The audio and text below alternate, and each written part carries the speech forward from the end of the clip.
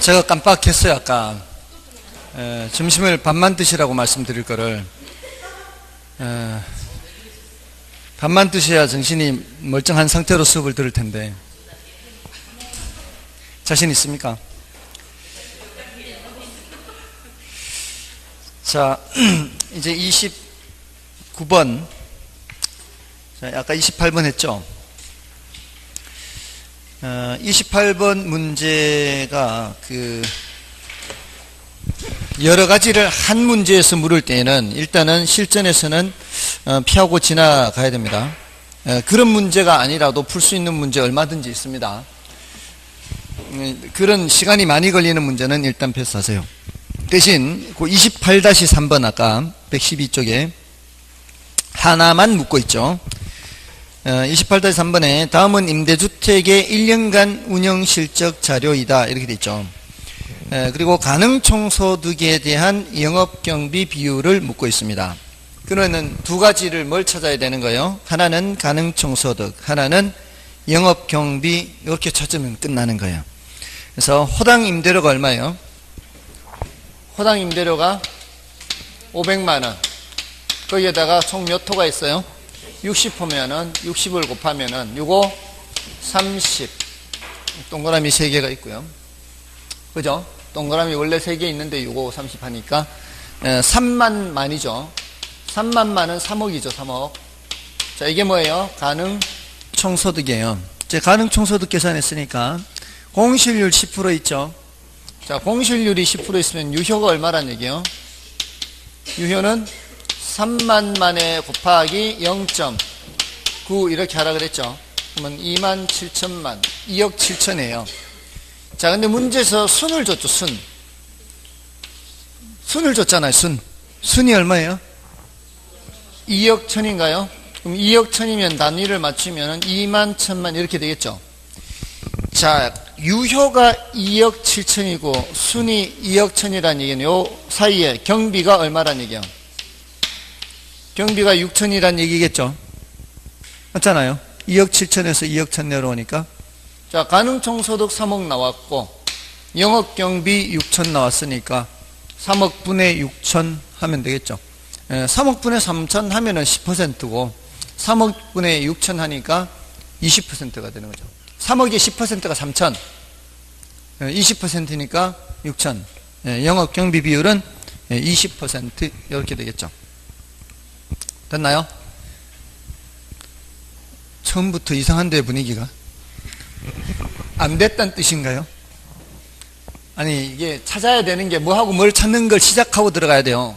가능총소득하고 영업경비 찾아야 된다. 지금 목표를 잡고 들어간 거 아니에요. 그게 영업경비 찾았잖아요. 가능총소득 찾았잖아요. 그럼 가능총소득에 대한 영업경비 비율, A에 대한 B의 비율 하는 거 아니에요. 이럴 때 어떻게 하는 거예요? A분의 B 하는 거죠. 가능총소득에 대한 영업경비 비율 A분의 B 이렇게. 자, 그럼 됐어요. 자, 이제 29번 보세요. 29번 문제는 뒤에 30번 문제와의 차이점이 뭘까요? 29번과 30번의 차이. 29번은 질문이 순현재 가치가 큰 순서대로 나열한 것은 이렇게 되고요. 30번은 수익성 지수가 큰 순서대로 나열한 것은, 자, 하나는 순현가고 하나는 수익성 지수죠. 드디어 이제 할인현금 수지 분석법으로 넘어가요. 자, 이 둘의 공통점은 뭘까요? 그냥 순서만 묻는 거죠. 자, 29번, 30번 특징입니다. 자, 그럼 이제 31번 넘어가 보세요. 31번. 31번은 한 문제에서 순현가도 묻고 수익성 지수도 물으면서 밑에 해설이 설문식으로 지문이 되어 있죠. 예, 이런 것들은 시간이 좀 걸린다는 얘기입니다. 넘어가시면 유제 31번도 마찬가지예요. 자, 그러니까 어림셈법에서도 하나만 묻는 문제는 풀만해요. 근데 한 문제에 여러 개 지문을 다 물으면은 일단 시간이 좀 걸리는 거예요. 그럼 여기서도 마찬가지. 29번, 30번은 괜찮아요. 근데 31번은 한 문제에서 여러 개를 묻죠. 이런 거는 일단 패스. 시간이 걸려요. 시간 걸리는 거는 함부로 손대는 게, 손대지 않는 게 좋아요. 그렇게 이제 문제를 이제 먼저 파악을 해야 돼요. 그래서 29번, 30번을 일단 보겠습니다. 자, 29번 수년제 가치가 큰 순서대로 29번 수년제 가치 A, B, C, D 이렇게 돼 있죠. 자, A, B, C, D. 다음에 이제 나가는 돈이 300, 100, 150, 100이에요. 300, 100, 150, 100. 들어오는 돈은 642, 321.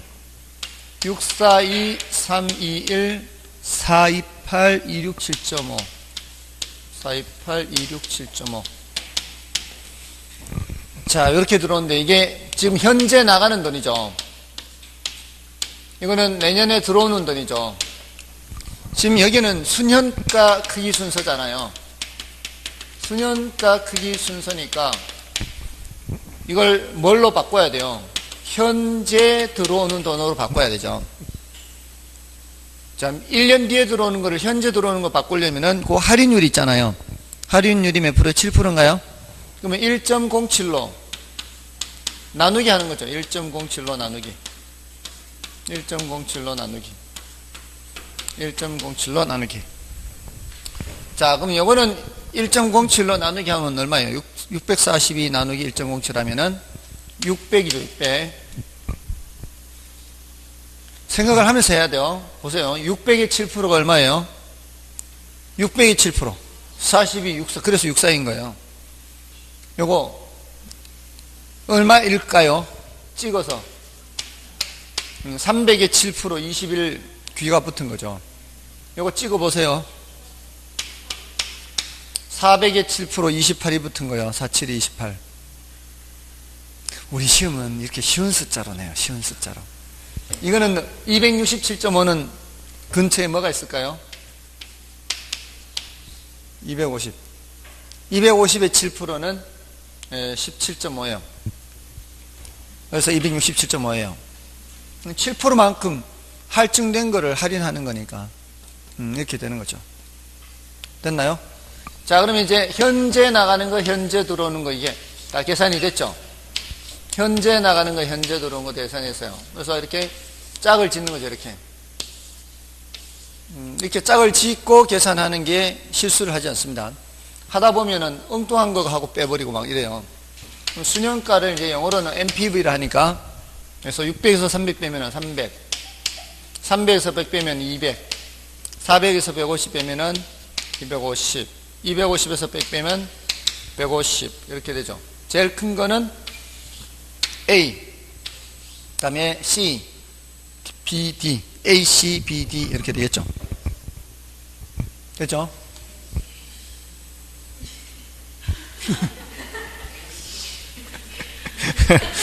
아니 근데 그걸 일부러 그렇게 강조해서 그렇게 읽을 필요는 없거든요. 자, 다음에 30번 보세요. 30번은 그 유제 30번은 또 다르죠. 유제 30번은 예제 30번은 순서만 묻는 건데 유제 30번은 어떻게 묻고 있어요? 서술식으로 돼 있잖아요. 이렇게 돼 있는 거는 그래도 시간이 좀 더 걸린다 이 말이에요. 그러니까 30번은 여러분이 풀어보십시오. 이렇게 하면 되니까. 30번은 왜냐하면 29번은 빼기 하는 거였죠. 빼기 하는 거였는데 30번은 600 나누기 300, 300 나누기 100 이렇게 하면 되니까 그거는 이제 여러분이 해보시면 되겠습니다. 저는 대신에 그 31번은 다 들어가 있으니까 31번을 풀어드리겠습니다. 31번은 다음 표와 같은 투자 사업들이 있다. 이 사업들은 모두 사업 기간이 1년이며 금년에는 현금 지출만 발생하고 내년에는 현금 유입만 발생한다고 한다. 할인율이 5%라고 할 때 다음 중 틀린 것은? 자, 이 구조가 똑같죠. 자, 구조가 똑같으니까 이걸 300 전부 다 이걸 그대로 쓰면 되겠네요. 300, 100, 100, 100 이렇게. 여기는 630, 여기 630, 315, 630, 315, 그 다음에 420, 262.5 이렇게 돼 있죠. 자, 그럼 이제 이 문제는 일단 이제 할인할 때 할인율이 몇 프로? 5%죠. 1.05로 나눠야 되죠. 1.05로. 자, 이거 5% 나누면 몇이 될까요? 600. 근처에 있는 숫자 대충 하면 돼요. 300. 요거는 400. 요거는 250. 이렇게. 자, 이렇게 해서 NPV는 이거 빼는 거라 그랬잖아요. 이렇게. 300. 요 빼면은 200. 요 빼면은 300. 요 빼면은 150이죠. 똑같은 구조죠. 구조 똑같아요. 다 기출문제예요. 다 기출문제입니다. 근데 이거 이제 수익성 지수는 어때요? 수익성 지수. PI. PI는 나누기예요, 나누기. 좀 전에는 뺐지만 이제 어떻게 한다고요? 600 나누기 300 하면 몇이에요? 2. 300 나누기 100. 3. 400 나누기 100. 4죠. 150 나누기 100. 알지? 250. 250죠. 250 나누기 100 하면 2.5 이렇게 되죠. 맞나요? 자, 그래서 1번에 A와 C의 수년가는 같다. A와 C의 수년가 같죠? 같습니다. 그 다음에 NPV가 가장 작은 사업은 D다. 수년가 제일 작은 150 제일 작죠? 그 다음에 C의 PI는 4다. C의 PI 4 맞죠? 그 다음에 PI가 큰 순서는 CBAD다. CBDA죠. 틀렸죠? 4번이 틀렸네요. 그 다음에 총 투자비가 300만 원일 경우 A만 수행하는 투자안보다 B, C, D를 함께 수행하는 투자안의 타당성이 더 높다. 맞죠? A만 하면은 수년가 얼마밖에 안 돼요? A만 하면은 300 가지고 A만 하면은 수년가가 300밖에 안 되죠. 근데 300 가지고 이렇게 나누어 투자하면은 100, 100씩 나가는 돈이 이렇게 되니까 그러면 수년가가 훨씬 더 크죠? 수년가 650이나 돼요. 100번 낫습니다. 이게 훨씬 낫습니다. 그래서 정답 4번이고요. 자, 그러니까 사실은 이런 것들이 대부분 지금 31번도 유저 31번도 이런 식이지 않습니까? 유저 31번도 이런 식인데 이게 숙달 여부예요. 숙달 여부. 숙달 여부인데 왜 서술식으로 돼 있는 건 함부로 풀지 마라고 말씀드리는가 하면은 그 서술식으로 된 지문 중에 간혹가다 어려운 지문이 들어가 있을 때가 있단 말이에요. 그러면 그것이 이제 시간을 많이 잡아먹어요. 근데 아까 그 순서만 묻는 것들은 더 이상의 여지가 없어요. 순서만 묻는 거는. 그런 것들은 너무나 확실하기 때문에 그냥 풀면은 그냥 정답 맞추는 거야. 풀면. 근데 서술식으로 되어 있는 거는 중간에 어떤 내용이 있느냐에 따라서 이게 불확실한 거죠. 그러니까 일단은 패스하는 겁니다. 근데 평소에 연습은 해두시란 말이에요. 그런 걸 대비해서. 다음에 이제 32번이에요. 자, 32번은 다음과 같은 현금 흐름을 갖는 투자안 A의 수년가와 내부 수익률을 묻습니다. 자, 이 문제는 뭐와 뭐를 묻고 있어요? 수년가와 내부 수익률을 묻습니다. 자, 지금 계산 문제인데 좀 전에 이제 수년가는 어떻게 했어요? 유입현가에서 유출현가를 빼서 계산하지 않습니까? 내부 수익률은 어떻게 계산하죠? 내부 수익률. 자, 이론적으로 내부 수익률은 뭐예요? 물은 뭐라고 대답해야 돼요? 이론적으로 물을 때. 이론적으로 물을 때는 내부 수익률이란 이런 거예요. 지금 현재 1000만 원을 투자해서 1년 뒤에 1320이 들어와요. 근데 이 1년 후에 1320은 할인을 하게 되면은 할인율이 몇 프로냐에 따라서 현재 가치가 달라지거든요. 할인율이 10%일 때는 1320 나누기 1.1을 하면은 1200이 돼요. 1200. 1320의 현재 가치가 1200이라고요. 뭘로 하면은 10%를 하면은. 근데 이걸 더 많이 할인하면 어떻게 되겠어요? 1320 나누기 1.2로 하면은 1100이에요. 더 많이 할인하니까 숫자가 더 작아지겠죠. 이렇게 하다 보면은 여기가 딱 뭐가 되도록 하는, 1000이 되도록 하는, 1320 나누기 뭔가를 했을 때 1000이 되도록 하는 할인율이 있지 않을까요? 그 할인율이 바로 내부 수익률이라고요. 내부 수익률은 이론적으로 물으면 이렇게 대답해야 돼요. 이론적으로 물으면 유입 현가와 유출 현가가 같게 되도록 하는 할인율, 이렇게 대답하는 거예요. 이걸 이제 계산해야 된다고요. 자, 유입 현가와 유출 현가가 같으면 순현가가 뭐가 돼요? 0이 되죠. 그럴 때는 수익성 지수는 뭐가 돼요?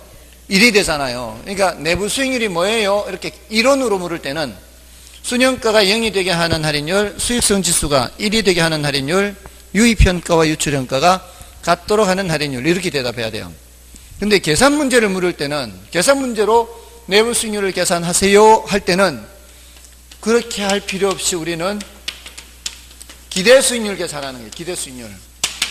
자, 여기서 이 말이에요. 여기서 지금 현재 1000만 원이 나가서 1년 뒤에 1320이 들어오면 수익이 얼마 생겨요? 수익이 320 생기잖아요. 그럼 1000만 원에 수익이 320이면은 수익률은 32% 될 거 아니에요. 그게 내부 수익률이라고요. 그러니까 계산 문제로 만약에 내부 수익률을 물으면 이건 너무 간단한 거예요. 계산 문제로 내부 수익률 물으면 그냥 기대 수익률 하면 되는 거, 이거 누워서 떡 먹기죠, 이게. 그러니까 거기 지금 어떻게 돼 있어? 32번에 초기 현금 5천이 나가서 말기 현금 유입이 6천이라면 수익이 얼마 생겨요? 1000이 생기잖아요. 그럼 뭐예요? 5천에서 1000 하면 수익률. 아, 이거 계산이 안 돼요. 5천에서 1000 20%. 그 20%가 뭐라고요, 그게? 내부 수익률, 내부 수익률. 그럼 20%인 거는 지금 두 군데밖에 없어요. 1번하고 4번밖에 없는데 순현가가 0인지 1000인지만 결정하면 될 거 아니에요. 근데 지금 1년 뒤에 6000이 들어오는 거를 그냥 빼도 1000이에요. 그냥 빼도. 근데 뭐로 바꿔서 빼야 돼요? 현재 가치로 바꿔서 빼면은 그게 1000이 나오겠냐고. 순현가는 1년 뒤에 6000을 현재 가치로 바꿔야 되잖아요. 현재 가치로 바꾸는데 그 할인율이 있어야 될 거 아니에요. 근데 그 할인율이 몇 프로로 돼 있어요? 20%로 돼 있죠. 자, 방금 내부 수익률 계산했는데 몇 프로 나왔어요? 내부 수익률 계산했는데 20%인데 그 내부 수익률과 여기 할인율이 같잖아요. 그 소리는 순현가가 0이란 얘기죠. 순현가가 0이란 얘기예요. 지금 투자자의 요구 수익률과 내부 수익률이 똑같다는 얘기예요. 순현가가 0이 돼. 순현가가 0이 되면 그때는 수익성 지수가 1이 되고, 그때는 요구 수익률과 기대 수익률이 같아지게 되는 거예요. 됐나요? 자, 일단 그러니까 기대 내부 수익률을 물으면 나는 뭘 대답한다? 내부 수익률 물으면 나는 기대 수익률 대답한다. 너무 간단한 거예요. 이론적으로는 조금 더 생각해야죠. 이론적으로는 순현가가 0이 되게 하는 할인율, 수익성 지수가 1이 되게 하는 할인율, 유입현가와 유출현가가 같도록 하는 할인율. 계산 문제로는 기대 수익률. 너무 간단해. 자, 그럼 됐고요. 자, 이제 33번부터 대출 가능 금액 계산이에요. 이거 상당히 많이 출제해야 되는데, 대출 가능 금액 계산이에요. 이제 기본형이 있고 변형이 있어, 이게. 그러니까 문제를 보고서, 아, 이거는 기본형이네. 이건 변형된 거네. 그 정도는 파악을 해야 되고요.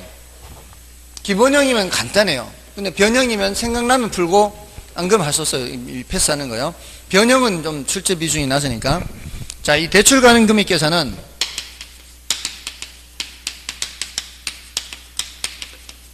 요거 계산은 두 가지 있어요. 두 가지. 하나는 주택이고 하나는 상업용 부동산이에요. 수익성 부동산.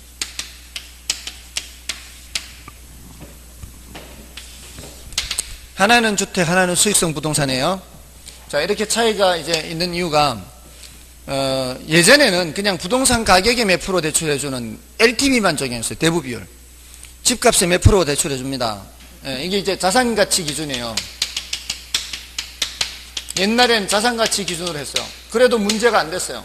그래도 문제가 안 되는 이유가 부동산 가격이 계속 올라가는 상황이었거든요. 그때는 부동산 가격이 계속 올라가는 거기 때문에 자산 가치를 기준으로 대출해줘도 이게 부동산 가격이 올라가면 나중에 회수하는데 문제가 없어요.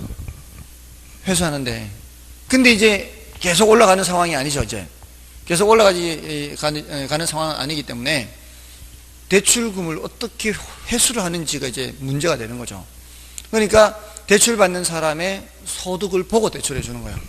그러니까 이제 현금 흐름 기준이에요. 현금 흐름 기준.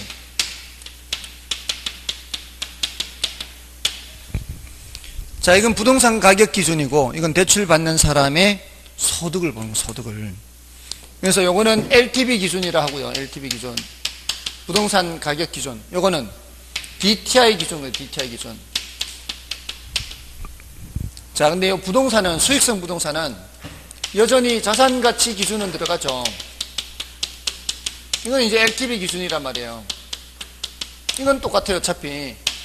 부동산 가격 보고 대출해 주는 거니까.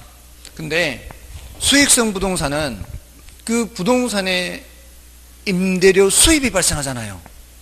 그 임대료 수입을 보고 대출해 주는 거예요. 그게 현금 흐름 기준이에요. 그럼 그 임대료 수입이 다 남는 게 아니고, 임대료 수입 중에서 각종 비용을 제하고 남는 순영업 소득이죠. 그 순영업 소득을 보고 대출해 주는 거예요. 순영업 소득이 뭐를 감당하니까? 부채를 감당하니까. 그러니까 그 순영업 소득이 현금 흐름이에요. 그래서 이거는 부채 감당률 기준이라고 그래요. DSCR 또는 DCR이라고 그래요. 이게 부채 감당률이 부채 감당률.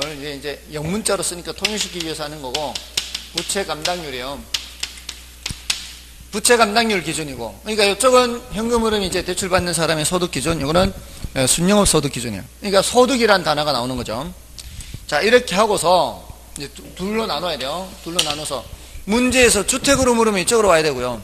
수익성 부동산으로 나가면 이쪽으로 가야 돼요. 근데 이거는 두 번밖에 출제 안 됐고요. 대부분 이쪽에서 출제됐어요. 이걸 위주로 기억하시고, 이걸 곁다리로 기억하시면 되는 거예요. 이거는 이제 출제 빈도가 낮고, 우린 주로 주택에 대해서 나오니까. 그럼 이제 자료가 제시가 되면은 이쪽 자료인지 이쪽 자료인지로 구분해야 돼요. 물론 이쪽 자료인지 이쪽 자료인지 구분하는 거예요. 5개 자료를 줘요, 원칙적으로. 5개 자료를 주는데, 이쪽에 왼쪽에 2개, 오른쪽에 3개. 여기 왼쪽에 2개, 오른쪽에 3개. 이렇게 배치가 돼야 돼요. 그러니까 자료가 제시가 되면은 이쪽으로 가는 자료인지 이쪽으로 가는 자료인지 이제 구별을 해야 돼요. 자, 그럼 여기는 뭐를 알려주면 부동산 가격이 나오겠죠. 부동산 가격을 알려줄 거 아니에요. 그러면서 뭐를 알려줘야 돼요? LTV를 알려줘야 되겠죠. 부동산 가격의 몇 프로? 대부비율이란 말이에요. 대부비율. 곱하기만 하면 뭐가 나오는 거예요? 곱하기만 하면 대출받는 금액이 대출받는 두 개. 간단해요. 이거는 집값의 몇 프로 이 소리예요. 여기는 뭐를 줘야 돼요? 연소득을 줘야 되겠죠, 문제에서. 대출받는 사람의 연소득. 거기에다가 DTI를 준단 말이에요. 그럼 이렇게 곱하면 이 말이에요. 연소득이 6천만 원인 사람이 있는데, 이 사람이 DTI, 총부채 상환 비율이죠. 총부채 상환 비율이 40%가 적용된다. 이 소리는 이 사람이 버는 6천만 원 중에 40%인 2,400만 원을 원리금 상환하는 데 쓸 수 있다는 뜻이에요. 1년에 2,400만 원을 대출받는다는 뜻이 아니고, 얼마인가 대출을 받으면 그 대출받은 것에 대해서 매년 원리금 지불액, 부채 서비스액, 그 한도가 2,400만 원으로 한정된다는 얘기, 이 사람이. 그러니까 이 사람은 6천만 원 중에 2,400만 원만큼만 원리금 상환하는 데 쓸 수 있다는 뜻이에요. 원리금 상환하는 데 이렇게 쓸 수 있어요. 근데 여기서는 뭐를 전제로 하는가 하면은 원리금 균등 상환을 전제로 한 거예요. 이제 서서히 눈이 쫙 감기기 시작해요, 지금. 원리금 균등 상환을 전제로 한다고요. 원리금 균등 상환에서 원리금 균등액으로 갚는 그 금액의 한도가 2,400이라는 얘기예요.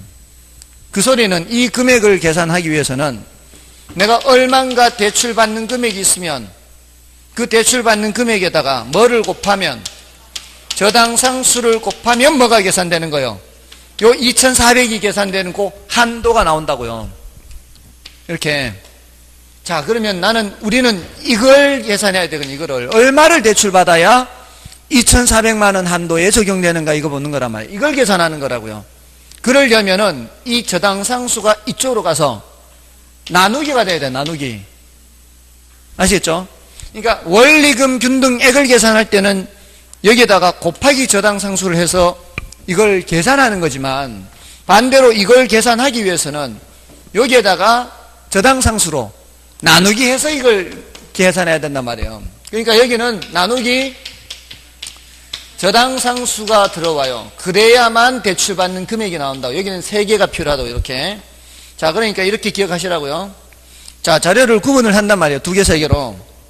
2개, 3개로 구분하는데 여기는 그냥 곱하기 하면 끝인데 이쪽에는 곱하기 나누기 해서 이렇게 대출받을 수 있는 금액이 나온단 말이에요. 이젠 외우는 거예요. 여기는 그냥 곱하기 하면 돼. 이거는 쉬워요. 이거는 어떻게 한다? 곱하기 나누기 이렇게 해서 대출받을 수 있는 금액을 계산하는 거예요. 그러니까 집값을 기준으로는 얼마까지 대출해 줄 수 있는데 이 사람이 버는 소득으로 봐서는 상환 능력이 높지 않아. 현금 흐름이 높지 않아. 그러면 대출 많이 못 받아. 그러면은 큰 쪽 기준이에요? 작은 쪽 기준이에요? 은행에서 대출해 줄 때는 작은 쪽 기준으로 결정을 하면 돼요. 둘 중에. 됐죠? 자, 그러면은 33번 보세요. 주택담보대출 희망하는 A의 소유주택 시장가치가 3억 원이고 연소득이 5천만 원이며, 자, 이러면 벌써 이 자료들이 어디로 가야 되고 어디로 가야 되고 나와야 돼요. 시장가치가 3억은 어디로 가야 돼요? 이쪽, 여기 3억이 여기 와야 돼. 그리고 연소득 얼마로 했어요? 5천은 이쪽으로 와야 돼요. 맞죠? 자, 대출 가능 금액 했어요. 연간 저당상수는 0.1이죠. 0.1 어디로 와야 돼요? 여기 와야 돼요. 저당상수. 다음에 시장가치 기준 LTV는 60%. 60% 이쪽으로 와야 돼요. DTI는 몇 프로? 40% 이쪽으로 와야 돼요. 그럼 다 됐네. 5개 해서 곱하면 1.8억.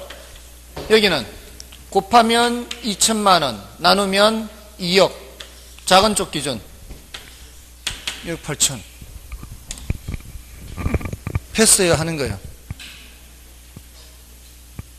하는 거? 하는 거. 그럼 됐고, 입장 정리됐고. 넘어가시면은, 자, 변형이에요. 자, 33번 보세요. 자, 33번은 이제 변형은 변형인데, 어떤 변형인가 하면은, 8천만 원의 기존 주택담보대출이에요. 이미 기존에 뭐가 있는 거예요? 이미 기존에 대출 금액이 있죠? 그게 키포인트예요. 기존 대출이 있어요. 기존 대출. 자, 요 변형이에요. 기존 대출. 기존 대출이 있는 변형이에요. 근데 그 기존 대출 금액이 얼마예요? 기존 대출 금액 8천만 원을 알려줬잖아요. 이럴 때는 다 끝내세요. 일단 이 과정으로 다 끝내세요. 끝내서 얼마 대출 받을 수 있다? 1억 8천 받을 수 있다를 결정한 후에 그 전에 이미 있기 때문에 추가로 할 수 있는 거는 1억이다. 이렇게 이제 하면 되는 거예요. 그거 하나 차이예요. 그럼 이런 변형은 할만해요. 그렇지 않아요? 이런 변형도 할 수 있죠. 자, 그거는 33-1 같은 거예요. 완벽하게 똑같아요. 기존 대출이 있는 게 지금 33, 33-1, 33-2 다 기존 대출이 있는 거예요. 아시겠죠? 근데 33-2가 다른 형태예요. 지금 33-1, 33, 33-1, 33-2 다 기존 대출이 있는 건데, 얘는 위에 두 개는 33과 33-1은 기존 대출 금액이 있는 거고요. 33-2는 기존 대출금을 알려준 게 아니고 기존 대출금의 크기에 따라 얼마인지 모르는데, 얘는 기존 대출금은 얼마인지 모르는데 그것 때문에 매년 은행에 내는 부채 서비스액을 알려준 거예요. 부채 서비스액. 부채 서비스액의 한도를 알려준 거예요. 자, 그 33-2번을 볼게요. 33-1번 여러분이 보시고. 자, 이제 문장을 읽으면서 왜 저렇게 되는지 저렇게 되는지 차이를 구별해야 돼요. 자, 33-2번에 서울에 거주하는 A가 다음과 같이 시중은행에서 주택을 담보로 대출받고 할 때 A가 받을 수 있는 최대 대출 가능 금액은, 자, 대출 승인 기준이, 자, 60%, LTV, 자, 이제 풀어볼게요. 자, 이쪽 60%, 여기로 와야 돼, 여기. LTV 60%. 그 다음에 두 번째, DTI 0.4 이쪽 그대로 있고요. 그 다음에, 가격은 5억이죠. 5억이에요. 다음에, 연간 소득이 6천이에요. 여기 6천. 여기 6천이에요. 다음에 저당 상수가 0.125. 자, 그게 뭐라고 되어 있는가 하면은 사업자금 대출이라고 되어 있잖아요. 근데 연간 1,200만 원의 부채를 상환한다고 되어 있지 1,200만 원의 대출이 있다고 한 게 아니잖아요. 그게 차이라고요. 눈은 조금 떠주시고요, 크게. 연간 1,200만 원의 부채 상환이 이렇게 되죠. 이 소리는 지금 이 사람의 한도가 얼마인가 하면은 2,400만 원이거든요. 이 사람이 1년간 쓸 수 있는 부채 상환할 수 있는 한도가 2,400만 원이에요. 아무런 대출이 없다면 이걸 기준으로 해서 대출을 받으면 되는데 여기에서 1,200만 원이 나오고 있다는 뜻이에요. 여기에서 빼는 거예요. 여기에서 1,200을. 아시겠죠? 그 차이입니다. 기존 대출금을 알려줄 때는 모든 계상을 다 끝낸 후에 마지막에 추가로 대출받을 수 있는 금액 계산하면 되는 거고, 여기에서는 기존 대출금이 얼마인지를 알려준 게 아니라 기존 대출금 때문에 1년에 갚는 금액을 알려줬단 말이에요. 그러니까 이 사람의 한도가 내려가는 거예요. 그럼 여기에서 빼서 나누게 하는 거라고요. 요 차이점이에요. 그러니까 변형이 어려우면은 이런 건 패스하는 거죠. 대출금 알려준 것만 난 하겠다. 이거 생각나면 여기서 빼서 한도에서 빼서 나누기 0.12 하는 거예요. 그럼 여기 2,400이니까 2,400에서 빼기 1,200 하면은 1,200이고 1,200에서 0.12 나누면 여기는 1억이 나오죠. 1억. 1,200 나누기 하면은 1억이에요. 자, 그럼 여기선 1억이고 여기선 얼마? 우리 3억. 대출 받을 수 있는 금액은 1억을 대출 받을 수 있는 거예요. 됐죠? 아니요. 사업 자금은 기존에 원래 이 DTI라는 개념이, DTI는 총부채 상환 비율이라는 개념이거든요. 이 사람의 연소득에서 연간 원리금 지불액이 있고요. 더하기 기타 대출에 대한 것도 다 포함해서 DTI거든요. 그러니까 기존 대출에 의해서 갚아 나가는 게 있단 말이에요. 이거 처음에 아까 32번의 경우는 이거 없이 한 거고, 그 예제 32번, 33번은 이거 없이 한 거고, 기본형이고, 여기는 지금 이게 기존 대출이 있는 경우는 이거를 쓰는 거란 말이에요. 그러니까 이 기존에 이미 1,200을 쓰고 있으니까 이 주택담보대출에서 쓸 수 있는 거는 여유분이 1,200밖에 여유분이 안 되는 거죠. 1,200밖에. 됐나요? 됐습니까? 안 되면은 패스하면 되는 거예요. 자, 다음에, 자, 그런 거고요. 그러니까 계속 이제 변형이에요, 지금. 33-2번, 33-3번도 변형인데, 자, 그거는 어떤 변형인가 하면은, 자, 거기선 뭘 묻느냐. 묻는 걸 잘 봐야 돼요, 묻는 걸. 그래서 뭘 묻고 있죠? 차입차의 첫 월 불이백을 묻고 있죠. 예? 지금 그 33-3번은 첫 월 불이백을 묻고 있죠. 불이백을 묻는 거는 이건 바로 뭐예요? 원금이자 원리금 지불액을 묻는 거 아니에요? 원리금 지불액을 묻는 거잖아요. 불이백이라는 게 아까 월부금 하는 게 조금 전까지는 뭐를 물었던가요? 대출 받을 수 있는 금액을 물었잖아요. 또는 추가로 대출 받을 수 있는 금액.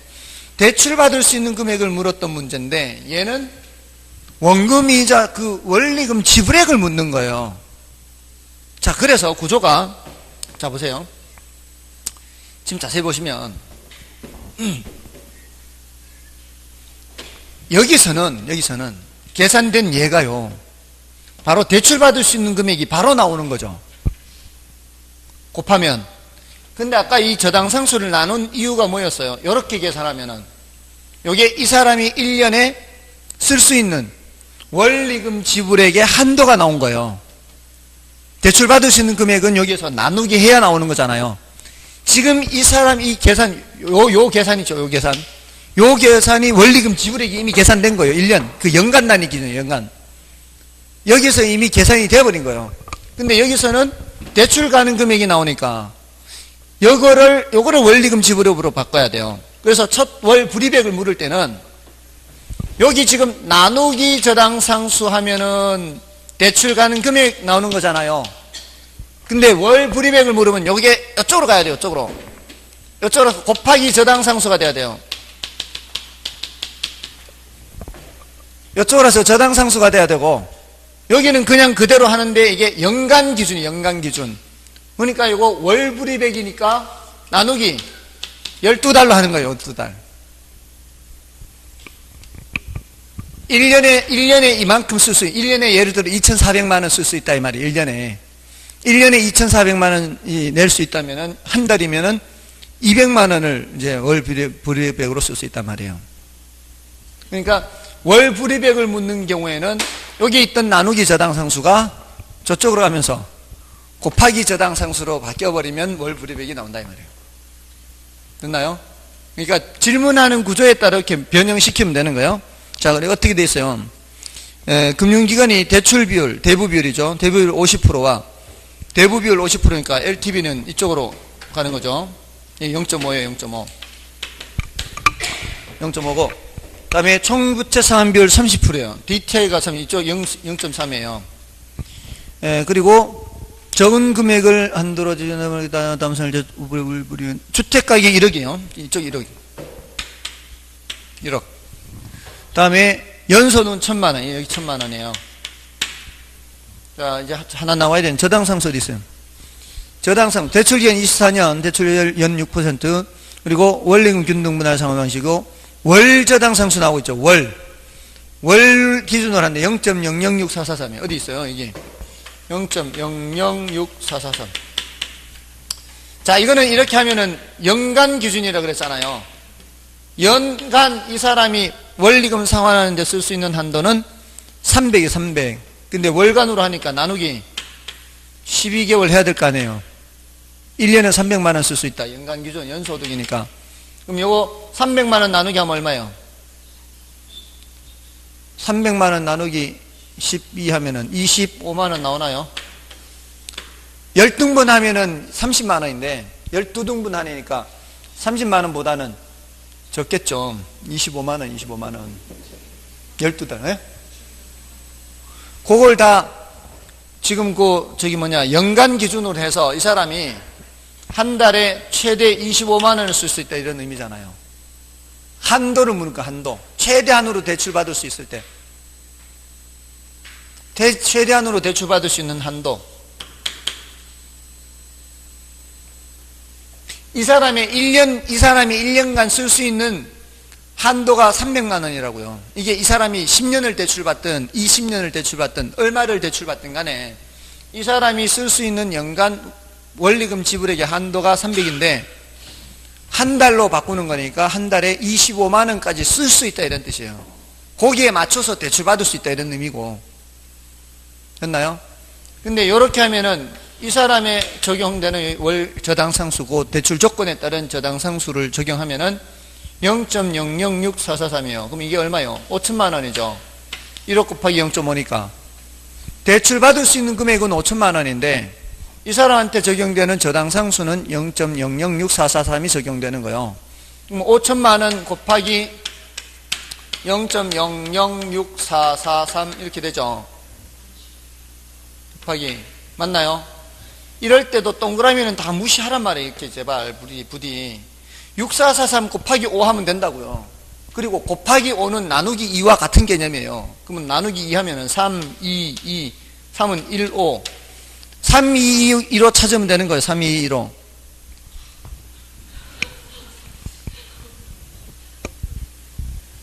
그러니까 계산기가 사실 필요 없어요, 우리 수준은.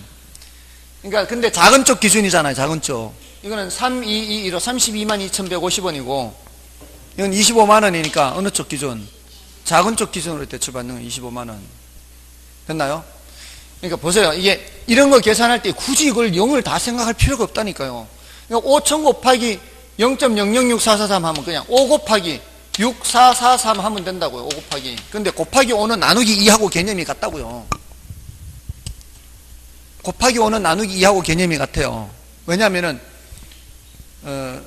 곱하기 5를 하지 말고 곱하기 10을 한다고 생각해서요. 곱하기 10을 하면 다시 나누기 2를 해줘야 되잖아요. 그럼 곱하기 10은 자릿수밖에 안 바뀐다고. 자릿수밖에 안 바뀌고 나누기 2 하면 그냥 2, 나누기 2가 훨씬 쉽잖아요. 3, 2, 2, 1로 하면 되니까.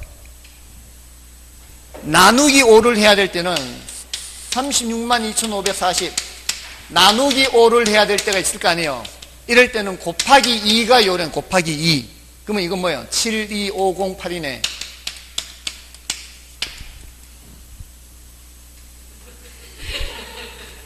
나누기 5를 해야 될 때는 곱하기 2를 하면 돼요. 곱하기 2배 하면 72, 2배 하면 50, 2배 하면 8. 계산해봤자 이게 나누기 하면 0 자릿수 하나 빠지니까 72,508이에요. 싫으면 말고 그냥 지금까지 하던 방식대로 하든가. 아무튼 계산기 두드릴 때 그냥 이것만 두드리라고. 이것만 다 두드리지 말고. 됐나요? 근데 우린 작은 쪽 기준이잖아요. 작은 쪽 기준이니까 25만 원이 답이 되는 거예요. 자, 이제 33-4번은 이제 여러분이 풀어보시면 되고, 다음에 이제 넘어가시면은 34번은 이쪽에 있죠. 지금 33번은 이쪽 주택이란 말이에요. 그러니까 문제에서 주택인지 상업용 부동산이냐 또는 수익성 부동산이냐 이걸 이제 파악해서 큰 흐름을 먼저 봐야죠.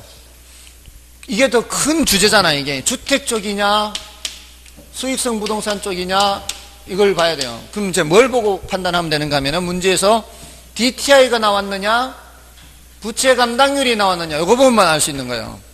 주택의 경우에는 DTI로 나오고, 왜?